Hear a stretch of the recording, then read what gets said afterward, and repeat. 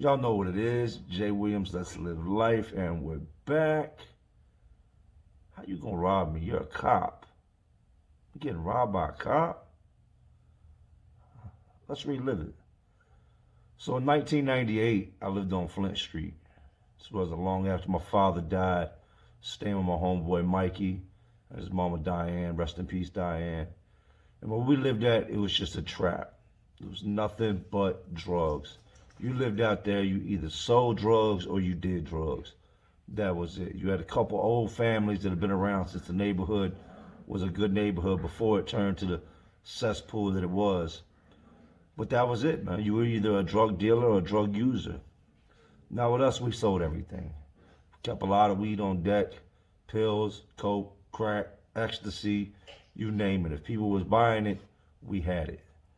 So it's nothing abnormal for me to step out the front door, roll a blunt, sit on the step, and catch a couple sales just while smoking the blunt. Somebody might roll up, nod their head, nod back, walk up to the car, y'all straight, what y'all need? Reach my hoodie pocket, pull it out, serve them. And usually that was crack. Now this would go on for many years, man. You know, Mikey was cool with it. His mom, Diane, was cool with it. Like I said, rest in peace, Diane. She passed away several years ago, man. Over 10 years now, she's been gone. But anyway, back to the script. It was nothing out of the normal for us to sell drugs. You could walk out your front door at any given moment and see the police with a whole bunch of dudes laid on the concrete. Dudes all up against the wall. It's just an ordinary, everyday thing, man. They drive through there. They know what the neighborhood is for. They know this neighborhood is, you know, high traffic. This neighborhood's known for selling drugs. They know this. Well, they had scooped me up a couple times before walking through there. Where you going? Come here, give us your pipe. I ain't got no damn pipe. Since I'm white, they're automatically assuming that I'm a drug addict, you know, and the main drug of choice to get sold out there was crack. Not knowing that I got a stash at the house, I'd always play it off. Come on, man, I'm going to the store to get some cereal, man. I need them Lucky Charms in my life. They'd search me, look at my ID, see that I lived on that street, and be like, all right, man, be safe out here. That happened enough times that when they would see me out there, they wouldn't mess with me.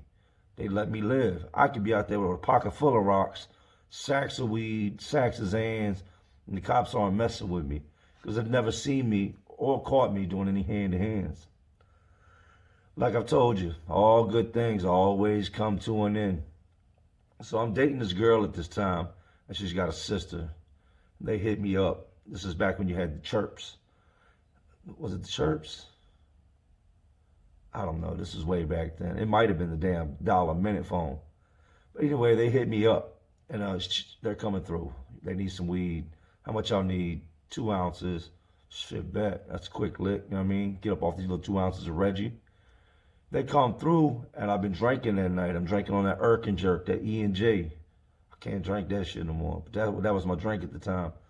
So rather than have them come in, because Mikey's mom had been bitching about the traffic and all the people coming by the house, I said, fuck it, I'll just go out to the car and serve them. So I grabbed a quarter pound of weed, put underneath my shirt, grab my scales, grab 2 extra baggies. I head out to the car, and they're parked out front. Now, we don't got really no driveway. It's just gravel in the street. I pull the sack out, lay it in her lap. I lean forward to the car. I lay the scale on her leg, and I'm bagging up her 2 ounces. I get 1 ounce bagged up. By the time I go to bag up the 2nd ounce, I take a look to the left, and there's this car coming with no headlights on, fast. When I mean fast, it's already got up on me so close that it's probably 30 feet from me. I reach down inside the car, scoop everything up, drop it into one bag, and I jet. Boom! No sooner than I turn to run, driver's side, passenger side door fly open, and they take off after me. I run straight up my steps. Mikey's in the living room playing the Dreamcast. Remember Dreamcast with Afro Thunder? Mikey's in there, and he's got like a ice house pyramid of cans that he's been drinking. I run, kick the door, boom! I run straight past Mikey. I'm hauling ass. I don't know who's on my tail. They have no lights on, but I'm assuming it's the police. I run through the living room, run right past Mikey's mama. She looks at me like, what the fuck? I run through the kitchen, grab the sliding glass door, sling the sliding glass door, run out the back deck, jump over the back deck. And when I jump over the back deck, I pull the pack out, and I throw it underneath my legs, and it goes underneath the deck. About that time, boom, I get tackled, laid up in these muddy ass, dirty ass leaves. Cop's got his knee on the side of my head. He's got me pinned down. He's pulling my arms back. He's cuffing me. He's like, where's it at? Where's it at? I'm like, where's what at, man? He's like, what'd you throw? I'm like, I didn't throw nothing, man. Why? Who is you? She's like, Richmond City Police, man. You out there serving somebody. Where's it at?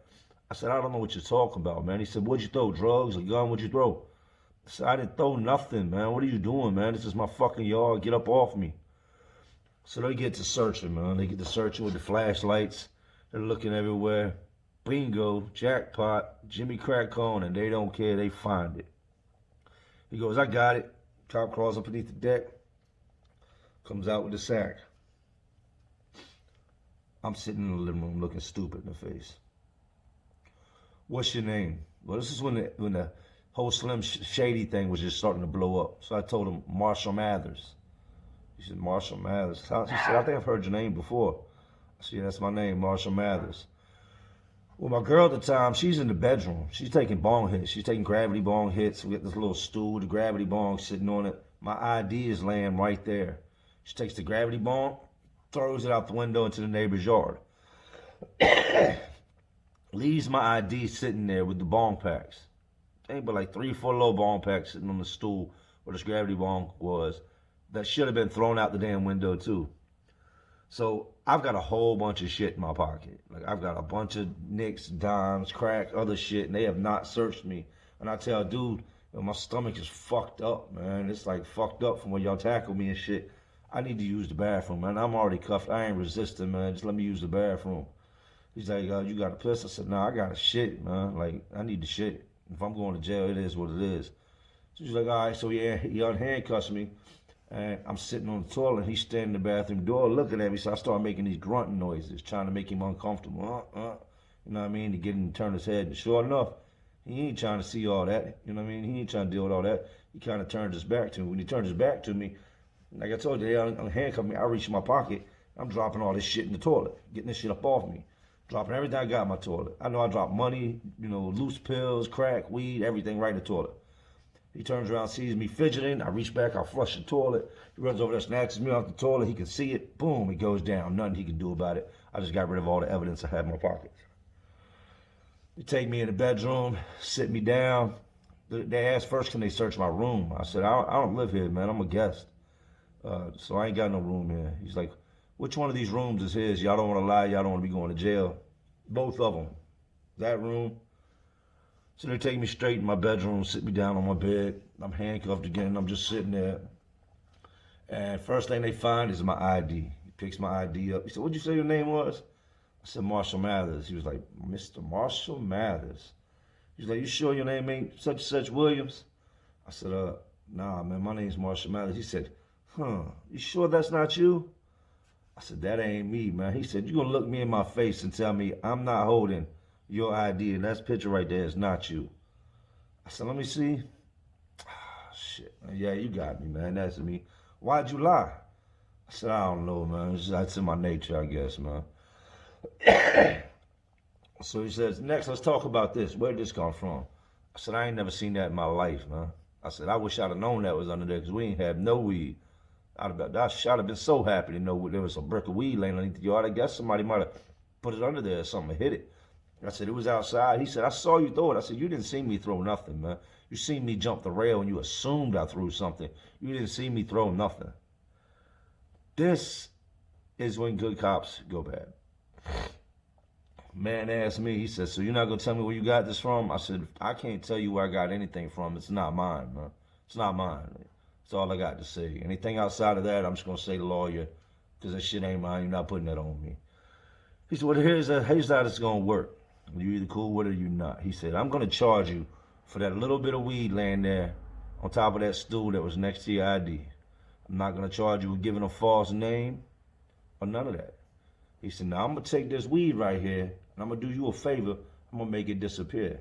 He takes the weed, shoves it in his jacket, zips his jacket up, writes me a summons for simple possession, says have a nice day, and walks out. They took the cuffs off me. I sit down in the living room.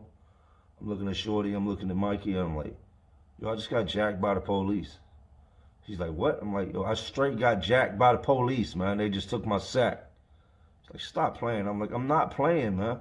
Like, the black dude and the white dude, the black dude just zipped my shit up in his jacket and left. So, court time rolls around. Court time. We go to court.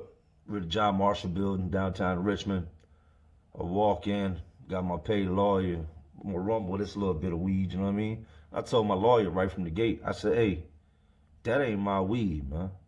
He said, what do you mean that ain't your weed? I said, that's not my weed. And the crazy thing is the weed that they bagged up from right there, that they were charging me from, it wasn't even the same weed in court. They took that weed and put it in the bottom of a little evidence bag. When they came to court, they had 2 little yellow dime bags. I guess that they had ripped somebody else off for. I said, that's not my weed, man. I'm not going down for some shit that's not mine. That's not mine. So what do you suggest I do? I said, man, them people took like 4 ounces from me. He said, what? He said, take the 3 grams, man. You're retarded. You're crazy. Take the 3 grams over the 4 ounces. I said, where are the 4 ounces at, man? I said, they straight jacked me for 4 ounces, right or wrong. You know what I mean? Police can't just jack me, man. That's my shit. You know what I mean? I'm not going to come in here and cop out to something to some dirty cops, man. They're not going to get me to plead guilty to nothing on the fact that they're dirty. You know what I mean? I ain't Sammy Sausage Head. You got me fucked up. So I'm looking around the courtroom. I don't see the officers nowhere. I keep looking around. Evidence is there. Ain't no officers.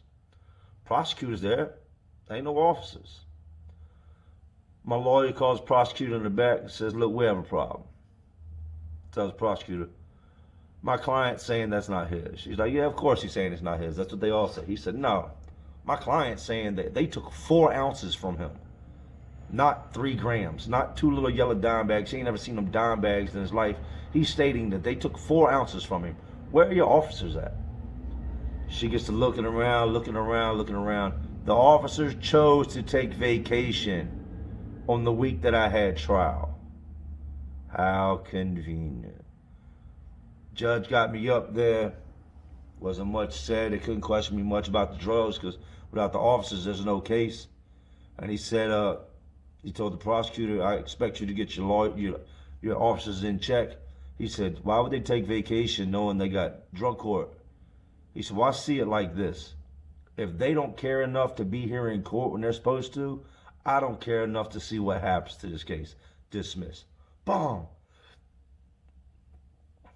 Just like that, I was out the door. I asked the lawyer, I said, hey, you think they'll give me the 2 little dime bags of weed? Say, shut your ass up and get out the courtroom. I laughed and walked out. Just goes to show you, all cops ain't good cops, all cops ain't bad cops. Sometimes, you know, you're going to slide through the cracks with them, man. That was a crazy story. I got another one I'm going to give y'all sometime, man. When a cop took a gun from me, we got pulled to traffic stop, searched the whole car, and after the traffic stop was over, the gun was gone. Y'all have a nice day. Welcome to Richmond City. But anyway, man, still not feeling good. Corona, if you can see, is pounding my ass down. But I got to keep y'all with the stories, man. I got to keep y'all entertained. Are you not entertained? But y'all already know what this is, man. Jay Williams, Let's Live Life. And to all my real ones, and there are some real ones out there, because y'all still watching me. Salute.